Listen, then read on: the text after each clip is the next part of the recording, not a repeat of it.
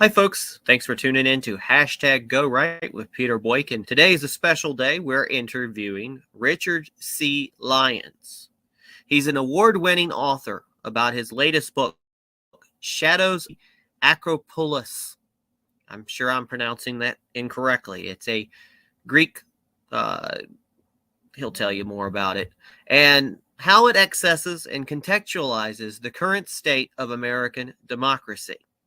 Richard C. Lyons is an award-winning, critically acclaimed author from the Midwestern United States. Lyons was educated at Loyola Academy and the University of North Texas and Southern Methodist University.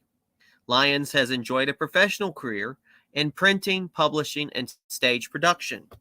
The author is also an award-winning screenwriter. Spoiler alert. His books are wonderful. And I'm not just saying that because I'm interviewing him. It's because from his discussion, I absolutely want to grab both of these books and read them. And I hope you will too. So we'll do the intro. We're going to go right into it.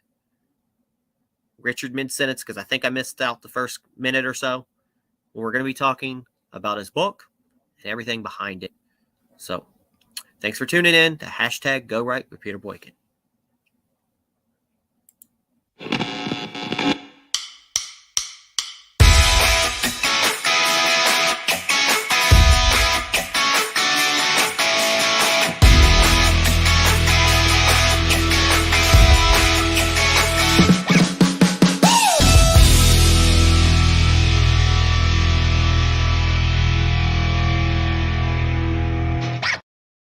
Sorry to keep you waiting. Complicated business.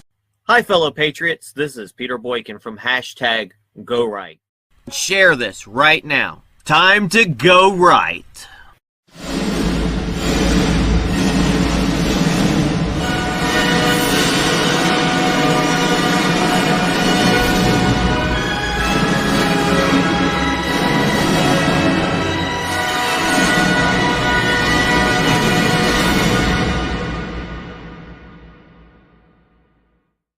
On August 22nd, 2022, Lyons released the follow-up to The DNA of Democracy, the book I can pronounce, the first volume in his highly regarded Shadows of the Acropolis. And I think it's Acropolis. It's a good book series, which won a Nautilus Book Award, a National Indie Excellence Award, and placed as a finalist for the International Book Award. Lyons examines critical, contentious elections occurring this fall and in 2024 in an atmosphere of unprecedented political upheaval. Multi-award-winning author and political commentator Richard C. Lyons examines what it truly means in the present condition of our democracy. There's going to be links in the post. This is a pre-recorded interview. We tried to go live, but I had a little bit of audio issues. Apologize. And I am editing this to the best that I can to make sure you still enjoy a quality interview. And this was a great interview. And I got to tell you, folks, spoiler alert, his books are wonderful. And I'm not just saying that because I'm interviewing him. And how all those ideas merged into our country. And how it formed our country, along with our idea of the confederation between the states, or the union between the states as we now have it. But the Confederacy that we originally had, the Articles of the Confederacy, as they were when we fought the Revolution, were based on the Iroquois Confederacy in Northeast America. Nice. So you're talking about like when we had the Civil War, per se, for the Confederacy? Yes. It follows through from Athens to Rome to Britain and these are all episodic stories. They are all short narratives to describe the signal points where persons rebelled and became a democracy. Right? And then it carries on in America and how we rebelled against Britain and became a democracy. Absolutely. I try to tell people, it's like we have to be careful before we just basically end up going backwards and we become Britain, you know? There are remarkable similarities between the way the British treated us before the Revolution, right before the Revolution, and how we're being treated today. That is where Shadows of the Acropolis comes in. This is a history of American politics for the last 100 years, and how we have shifted from our origins to being more governed by an administrative state than by our own representatives.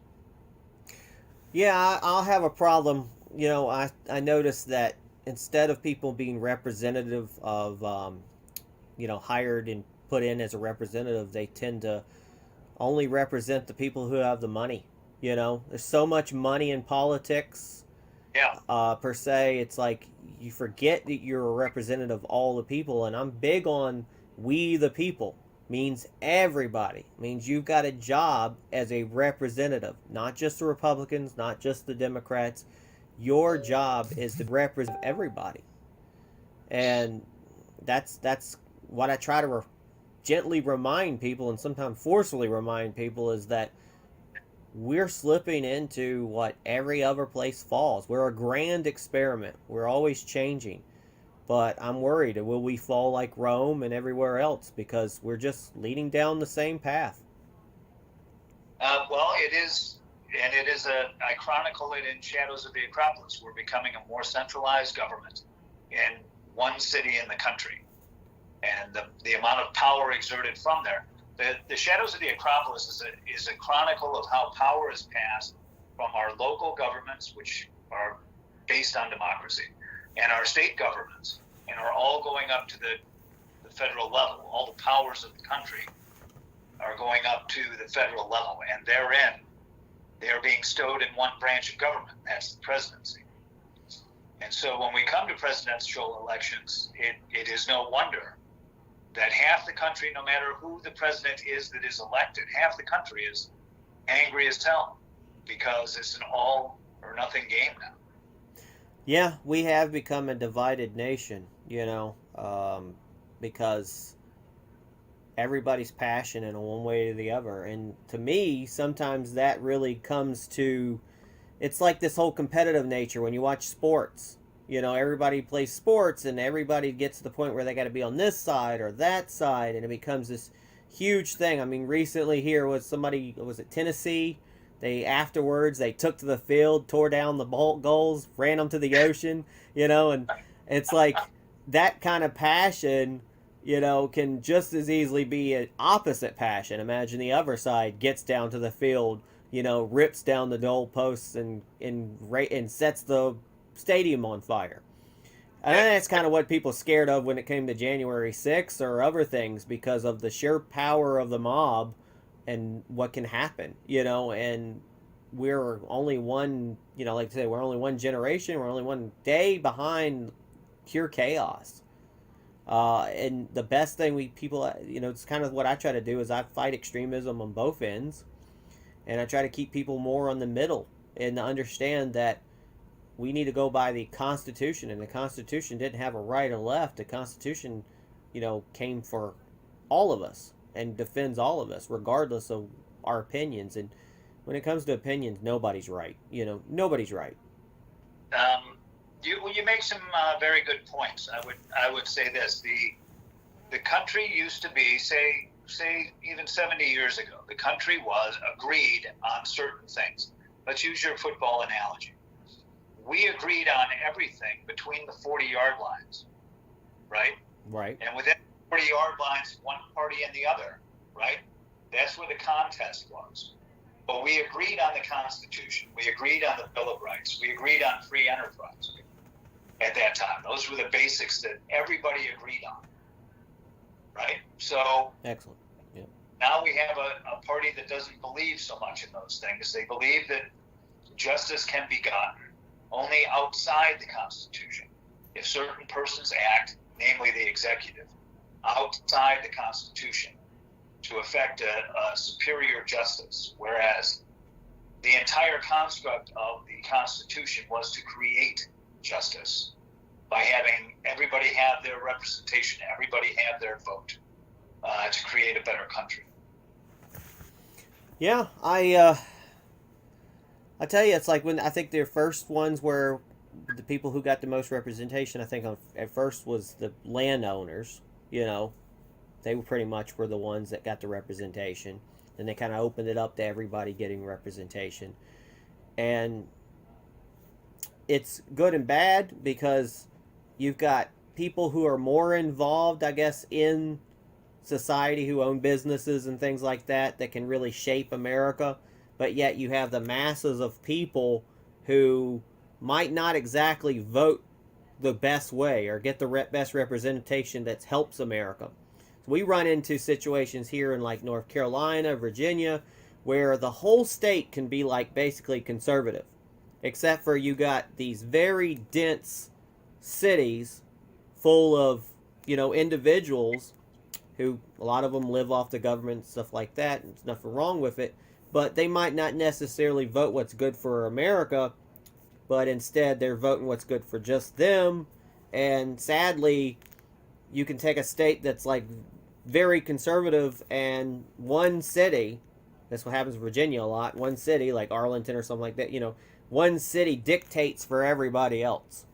And it's kind of the same thing when it comes to, like you say, the president. The president is a representative of the Republican or a Democrat, but they also forget to represent everybody at the end of the day. And I think, like, kind of what you're saying, circumventing, I see the circumventing of executive orders by all presidents instead of going through the wrong way. We can't even get into it. We're not even supposed to get in wars without getting Congress involved. And now it seems presidents just get us in wars and circumvent the Congress. Everybody's guilty of it.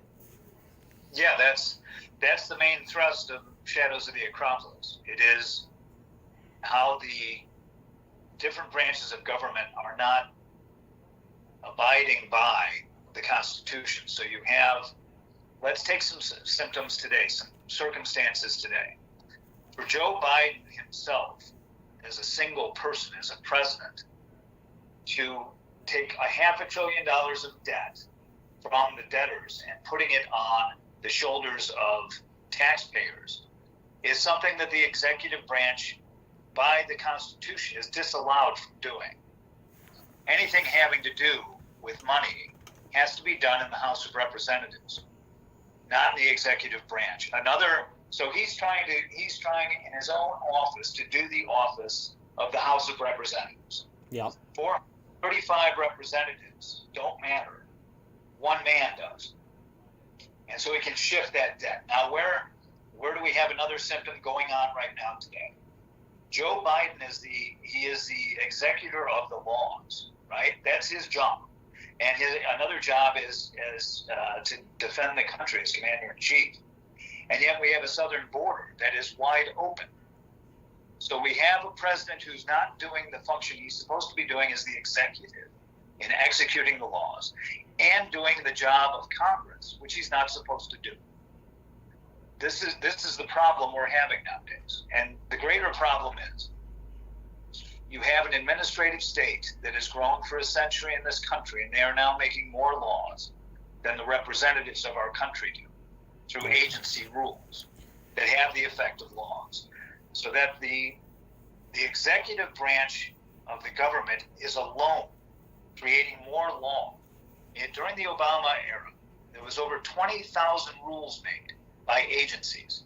During the same 8 years, only 400 laws, a little over 400 laws, passed the legislature through the House, the Senate, and the president signed it. It's remarkable how few laws are created now through the proper process as writ in the Constitution. Kind of like they added the Fed, and they treat the Fed like it's a fourth level of our government when it's not really supposed to be there. When you go to this book, that's one of the first things done by Woodrow Wilson. He is the founder of the administrative state, and he founded the Fed and arbitrarily set interest rates from that point forward. It's part of what created the Great Depression. It's part of what has created every financial bubble and crash this country has suffered since. Yeah, I'm not a big fan of the stock market as far as I'm concerned. Rich if it people. were I'm not a big fan of the stock market because honestly, I've seen what happens. I've gone into places before and they literally have computer systems there that know the predictive model of how stocks go up and down, and they literally sell stocks and they manipulate the whole stock market. Just, if you got $1 million, you can buy, sell pennies or whatever, and they make money off of manipulating, the market. It's not even a free market. It's just manipulated by computer programs at this point. And it's all about riding that wave. You're right. That's a perversion. Yeah, I just don't like it. It's to me, I mean, stock market, is a good thing for some people, but we've had, 2 major crashes that caused depression in America, I believe. One, kind of close to the second one, it's a very dangerous thing. Do you remember 2008? What happened in 2008? Because that's another really good example. Remind me. There's a lot of history has been going on in my life. What happened is that the federal government came up with a policy that banks had to provide loans to persons who could not afford them in order to help people. Oh yeah, I do remember that. Okay, so then they took all the bad loans were then packaged and sold on the stock market as hedge funds. And because they had no real value, and their value was perverted, so it caused a crisis in the entire financial system. But there again, you're talking about the federal government creating rules for banks that banks would not come up with on their own if it were a free enterprise system. So It's again too much power in the federal government to dictate to financial players. Oh yeah, they definitely. It's both sides are guilty on it. Some a little bit more than the other, but it's all manipulating us, and that's why I think there's so many people becoming unaffiliated now because they see this. Sadly, they're seeing there is like a uniparty. At the end of the day, it's just a business. We're just the pawns. We don't feel. A lot of people don't feel free. The election system was so big this last time around because if you notice around the world, once an election system becomes where you feel like it's not actually your vote, those countries start failing.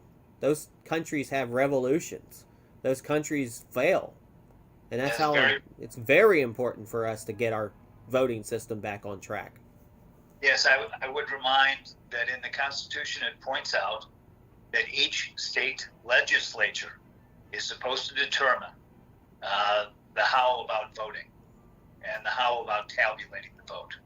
Yep. State legislatures are supposed to do that. No other body. Now, it is not federal. It is not a federal function. Yeah. It is a state function. Well, I always thought, I always agreed with that, but there was only one thing that I would say that might be different when it comes to the presidential vote. The presidential vote, personally, I think should be a completely separate ballot, a completely separate box. It should be protected by our National Guard and a citizen. There should be a huge chain of custody. And to me, it should be across the board because it's such a federal position. It's the only one that really is federal, per se, that position, that it kind of makes no sense to me that this state has this rule, that state has that rule, this state can do these absentee ballots, and that's what causes problems. I have to differ with you because it is the most important office. It should not be left to the federal government to determine it. It should be determined by the 50 states, so it's not, you can't manipulate it in Washington, D.C. That is the danger foreseen in the Constitution and why every state legislature is supposed to govern that vote. Yeah. I don't know. The only thing I can see is that it would be nice if we all had a consistent voting period and process, at least for that. We used to. Yeah, because you got one state that allows absentee and the other state doesn't, and then this one lets you have 4 or a month worth of early voting. This one only gives you a week, It's just, to me, I understand each legislature is able to establish their own rules, but what happens is one state can end up dictating everything else. That's why it's very important us to continue with the electoral voting system, because if we didn't have the electoral voting system, then California could decide it, or Florida could decide it. One major state could end up deciding it for all, which is what happens in, like say Virginia, where one city dictates the whole state, even though almost the 99% of the state votes this way, and that one giant conglomerate gets to be the deciding factor, and that happens too many times, and really causing us problems here in North Carolina, how you divide our party lines and our districts and everything, because of the, everybody live in cities or counties, and there's less people in counties, more people in the cities, and you have to split the votes up, but yeah, states absolutely have the right to decide, especially for everything else. I might disagree a little bit when it comes to the presidential thing, but I'm sure there's some compromise in there somewhere. Of course, we don't want the federal government to have too much power on it. Maybe it could be a deciding factor of all the states getting together and, and saying, okay, we all agree to these rules. Yeah, I preferred it when it was, one day of voting. Yeah, that would be nice. That would absolutely be nice. I only vote on election day. I think election day should be it should be a national holiday. I don't think anybody should go to work on that day, honestly. And you should go to vote. That's your job. You, as an American citizen, should vote. Period. That's right. The one thing you have, and it should be absolutely open for you to vote. You should have just no work on that day. I think everything should be closed as far as I'm concerned. Vote. That's your only thing you can do today out of once every 2 years. Vote. We want you to vote. If we got 100% people voting, I'm not saying we punish people for not going to vote, but our point is to get as many people to vote as possible. And agreed. Yeah, the shenanigans of ballot box stuffing and things like this. It's not. I mean, they had that 2,000 mules. They showed. It got me. How do you have literally a mailbox on the street, an unmanned mailbox that anybody could throw chemicals in? They could stuff. They can do whatever they want anywhere, and people did. And then you try to take those ballots, and we're in such a fast food, kind of we need to know who's president right away kind of mode that kind of stuff goes through. And then when we have doubt, the media, everybody else basically keeps us from being able to talk about it.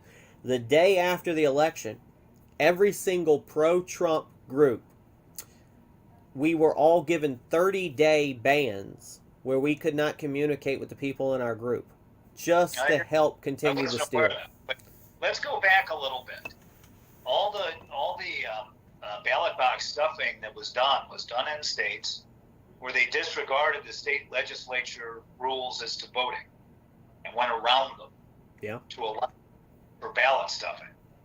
So there again, if you follow the Constitution and that the state legislatures alone determine the process of the vote in their states, we'd be better off. I totally agree with you that. So as a citizen, like we talked about, you pretty much don't feel like you're being correctly represented right now. I kind of feel like the same thing. Yes, you have, rather than having 50 states and you have the majority of laws being formed in those states, you now have a massive government in one city where the administrative state is comprised of, just the administrative state alone, is comprised of over 400 agencies, each of them writing rules with the effect of laws. And it runs into the thousands of rules per year. And then you have 184 welfare, what would you call it? Welfare agencies, 184, devoted to taking money from some people and then distributing it to other people in this country. And it's rather grotesque how far away we've come from the original design of the country. Kind of reminds me of the old guy when I grew up. He run around in a Riddler outfit and sell you that book that told you about how different ways you can get money from the government. You know, it's like, come on, there's different ways, there's different programs you can get money for this and money for that. They always talk about every bill has a little tack on, and they always talk about how politicians make so much money. There's an application for having your college debt canceled, right? You get an application form, and you have to dutifully fill it out. It's $10,000 or $20,000.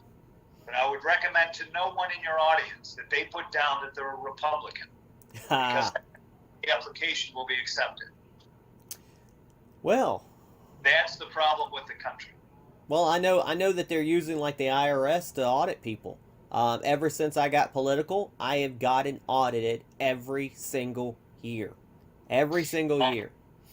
There is a chapter in this book which goes back to when Barack Obama and his IRS were auditing all the Tea Party groups, and then expanded that. That's when it started. That's when it started for me. Since 2016 or so, they have audited every single year, to the point where I wait to the last minute to make sure that I have every single document that I need, which they send way late, to make sure I still fill in my taxes properly. I do electronic. I go through all the steps and all the checks and balances, and somehow they still come back and audit me on something, because they're just trying to financially damage people.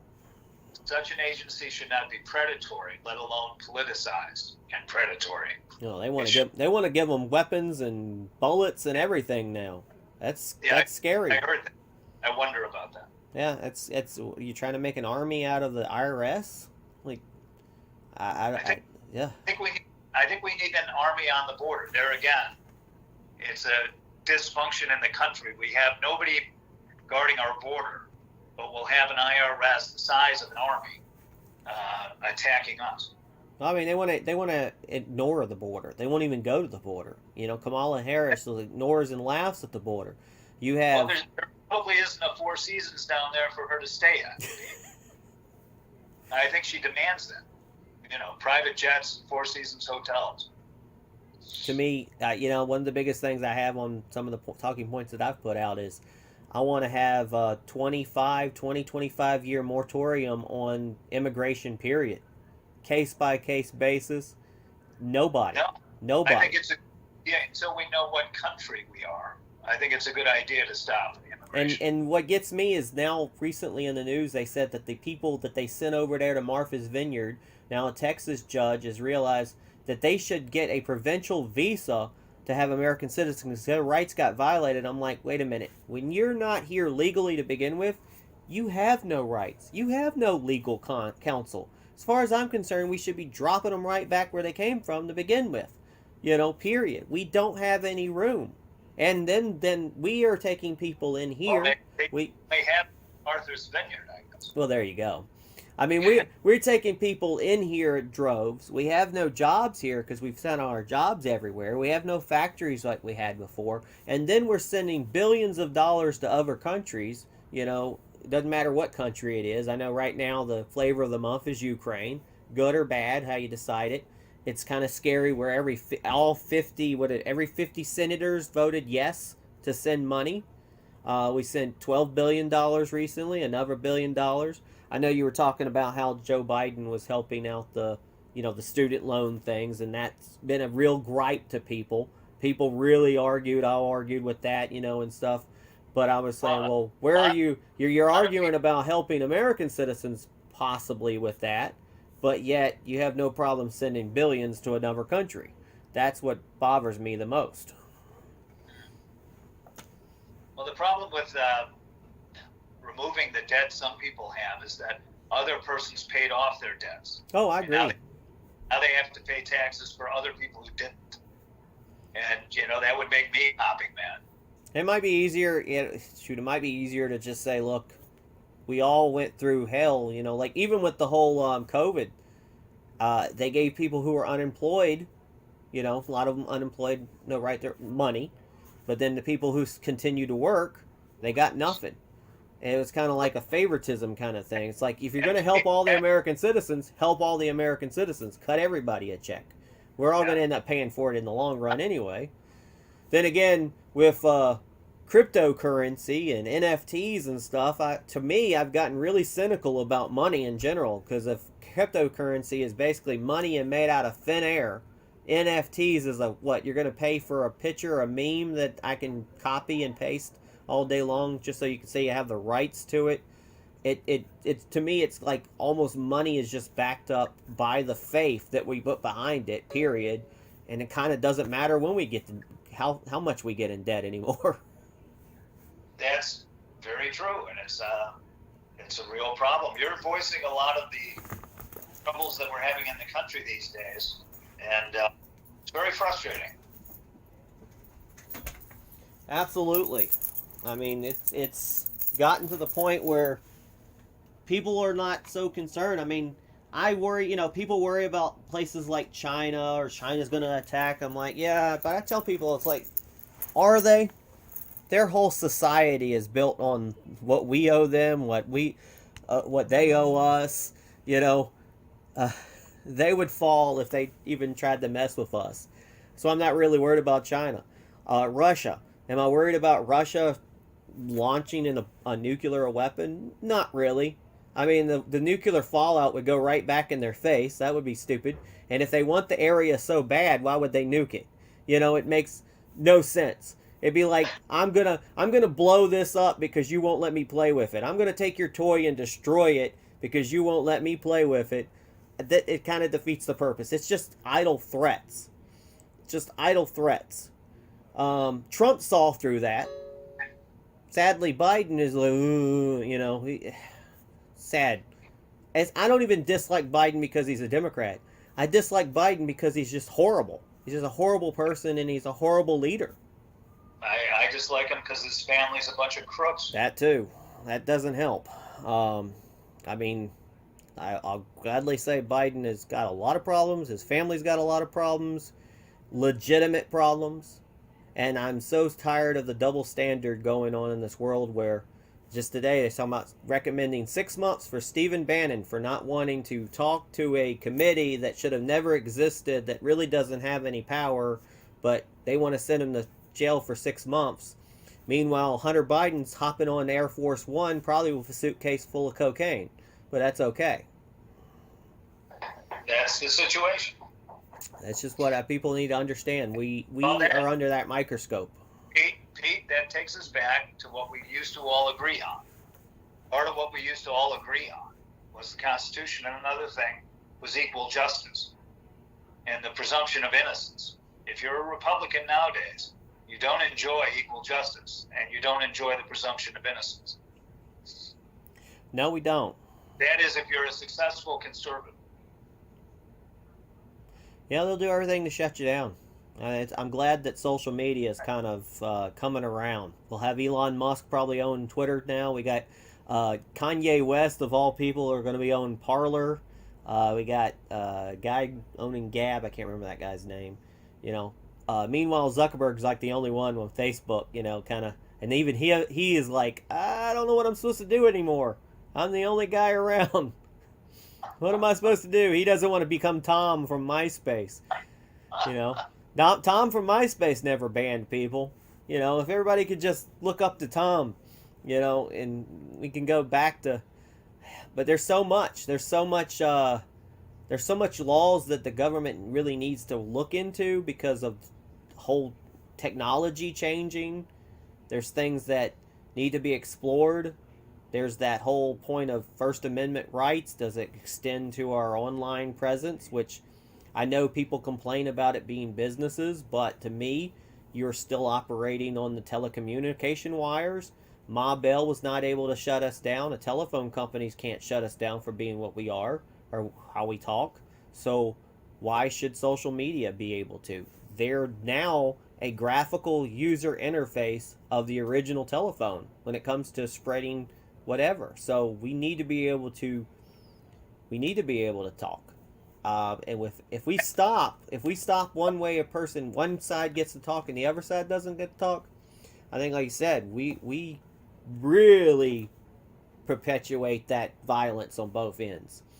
This whole United States society will shut down. People have to discuss. It's called diplomacy. When diplomacy shuts down, what's next? War.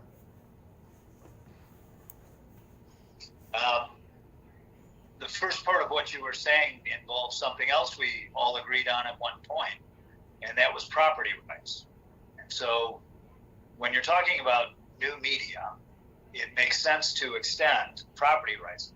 We are our first property, right? Your person is. Yep. And your image should be. And there should be extensions of yourself that are protected like private property. I think that's what you're getting to. Yeah. I mean, like Facebook. Facebook invites you to create a page about yourself or your persona or your business.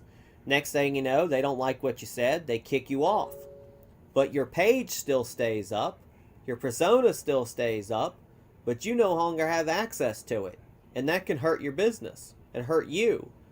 And if they label you as something bad or prevent you from being able to do stuff, then they're really actually financially hurting you at that point. So I don't see where people can't just sue for that.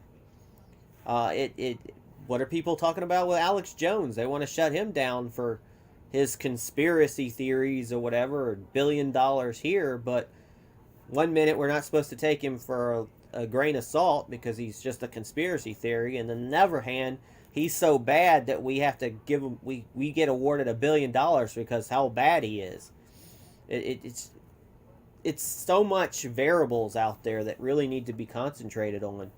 And meanwhile, the government is spending their time on an event, one stupid event, January 6th, where they just basically should have had more police presence. They knew it. Trump knew they were going to have stuff.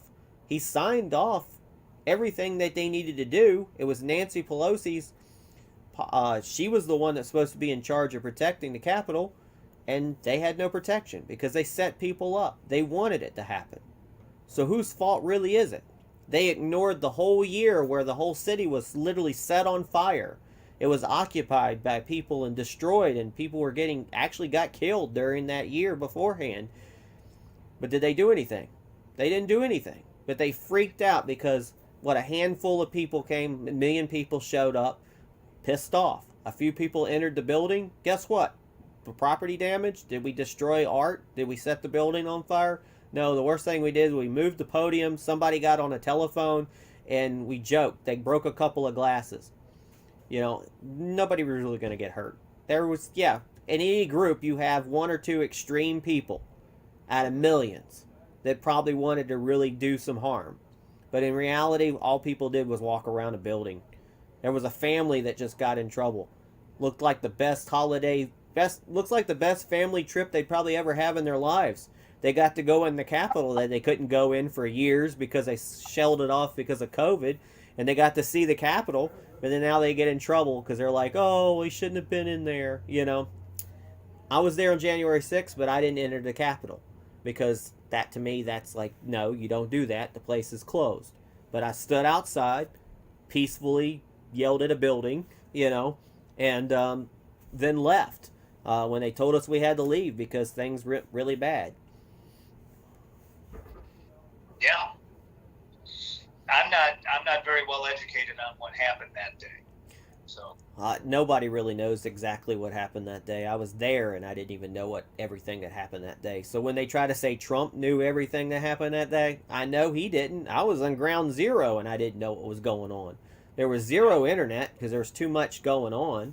I didn't know anything until a couple of days later, and I realized that people had entered the building, and I remember on one side they were scaling the building and getting up there and climbing the wall and acting crazy and fighting the cops and shooting tear gas, and I remember walking to the other side just as calm as can be. Everybody's just standing, being careful. And then what's funny is they had the side open from the back patio where everybody was climbing up the walls. You literally can go to the other side and just walk around that way and walk onto the patio. So it's like you've got people trying to keep people out on one side, and the other side, the border's wide open. So, but then again, the left has no no real experience on how keeping borders, keeping people out. I know someone else who was there that day. I was not. But they said they never heard that anything happened. Yeah, while I was there, they gave us the alarm. I left. Apparently everything must have happened after I left. I'm glad I left because I didn't think it was going to be like that. I was documented. I had a film crew following me. I've had the January 6th send me a subpoena for my text records. They Really? wanted to informally talk to me, but I never answered them back because if they really want to talk to me, send me a subpoena. Send me an FBI agent here and I'll talk to you. But obviously nothing that I say will be exactly what they want. It'll go against their narrative because I had a peaceful rally right there at Union Square, just welcoming people in as they came in, and all I did was tell people, we're here in numbers, and the best we can do is just be here to show our disapproval, but let's keep it peaceful. Let's really keep it peaceful. Oh, good for you. So it upset me that it got as bad as it was, but that's what happens in mobs. It happened in the Democrat or Republican. When that many people get together, it doesn't matter. Intentions, good intentions, bad things happen, period. Well, I would just point this out that some 200 cities that year were set aflame, and one party of government only thinks about one. Well, think about Seattle, Chaz. So where's the Republican committee that is doing a thing on Chaz? They literally took over the city. You talk about real insurrection. They took over the city and attacked the mayor. I know somebody that literally moved away from Seattle because of what has happened there. Yeah, it's crazy. Yeah. So all these I regard as, bringing it back around to a full circle, all of these things that we're talking about are what I would call symptoms, but it's a single disease. It is the over-centralization of power in Washington, D.C., and the overgrowth of government. A lot of people are frustrated about it. All have a single cause. It's too much power in one place. Absolutely. So just to wrap it up, is there anything else you would like to talk about before we go? And tell me a little bit about how you can get your book and what else your future plans possibly are. Well, again, there's two books. There's one, The DNA of Democracy, which goes into how our country was created, right? And then the second one is how our country has changed over the past 100 years. They're both available at Amazon or at retail outlets or at richardclyons.com. We operate a shop that's very secure. I absolutely got to get these books. I think I told you before, I'm not a huge book person, but I really like this. Kind of goes up my alley. It would definitely help me a whole lot of understanding things that I really go for, because I'm a constitutionalist before any party, and so I'm really all about trying to get us back on track. If you want to know the how and why of how this country was formed, that's in the DNA of Democracy. If you want to know the how and why of how it has changed in the past 100 years, that's in Shadow of the Acropolis. Sounds to me like your books are right up my alley. Well, go and grab one. Definitely will. I really appreciate it. Well, I thank you for tuning in. Is there any links or anything you'd like to provide? Just richardclyons.com. Okay. Okay? Well, thank you for having you on. Okay. Thanks very much, Pete. You're welcome. You have a great day. Alrighty. Bye-bye. Bye-bye. Thanks for listening to Go Right with Peter Boykin. Please like this post, and please subscribe and follow and share this podcast to all your social media accounts, and visit GoRightNews.com for more Go Right News with Peter Boykin. If you like what you hear, help support the podcast by donating. The link to donate is on GoRightNews.com. Thank you for your support. Check out this news story and more on GoRightNews.com and the podcast #GoRight with Peter Boykin. Go right and register to vote. Your vote matters, so vote. Go right and vote. #GoRight. Go right, do right, be right. Go right, do right, be right. Lead right, think right, vote right, think right, lead right. Hashtag go right. It's time to join the Go Right movement. It is time to hashtag Go Right for America. Join us at goright.us and gorightnews.com. It is time for the Great American Revival, and it is time to hashtag Go Right for America. Thanks again, everybody, for listening to this, and please share it everywhere. Again, this has been hashtag Go Right with Peter Boykin, a part of gorightnews.com.